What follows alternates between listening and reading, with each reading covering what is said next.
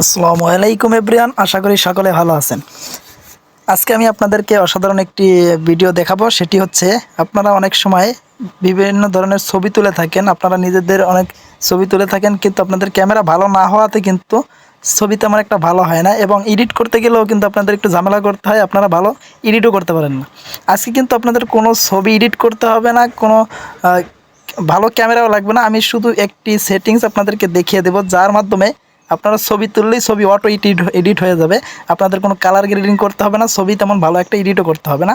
আপনারা দেখতে পাচ্ছেন আমি কিভাবে এই ছবিগুলো তুলি এবং কিভাবে এই কাজটি করি। আর এই কাজটি করার জন্য কিন্তু আমার একটি অ্যাপ্লিকেশন ব্যবহার করতে হবে। আমি আপনাদেরকে সেই অ্যাপ্লিকেশনটি ব্যবহার করে দেখিয়ে দেবো কীভাবে এই কাজটি করবেন। চলুন বন্ধুরা, আমি আপনাদেরকে সেই কাজটি দেখিয়ে দিই।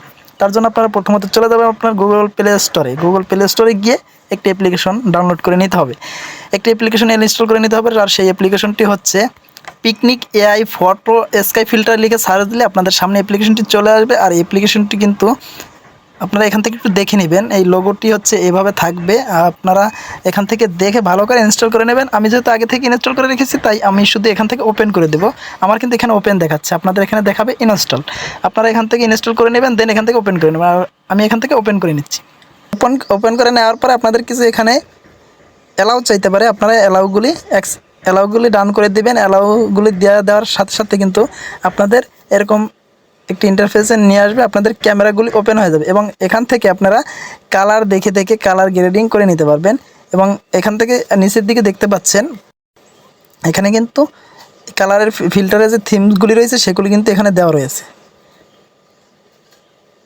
এখানে কিন্তু সেই থিমগুলি দেওয়া রয়েছে, এবং আপনারা কিন্তু এখান থেকে খুব সহজেই এক একটা কালারের উপরে, থিমের উপরে ক্লিক করবেন আর কালার চেঞ্জ হতে থাকবে। এভাবে কিন্তু আপনারা চাইলে খুব সহজেই ছবি তুলতে পারবেন, এবং আপনাদের ছবি অসাধারণ ছবি হবে। আপনাদের কিন্তু আলাদা করে কোনো ছবি এডিট করতে হবে না। সো দর্শক, এইভাবে আপনারা কিন্তু চাইলে ছবি তুলতে পারেন। সো বন্ধুরা, এই ছিল আজকের ভিডিওটি। যদি ভিডিওটি ভালো লাগে থাকে একটি লাইক দেবেন, এবং কমেন্ট করে আপনার মতামত জানাবেন। শেয়ার করে দিয়ে আপনার বন্ধুদেরকেও শেখার সুযোগ করে দেবেন। এরকমের নিত্য নতুন ভিডিও পেতে আমার চ্যানেলটি সাবস্ক্রাইব করবেন, এবং ফেসবুক পেজটি ফলো দিয়ে সাথে থাকবেন। ধন্যবাদ এতক্ষণ সাথে থাকার জন্য।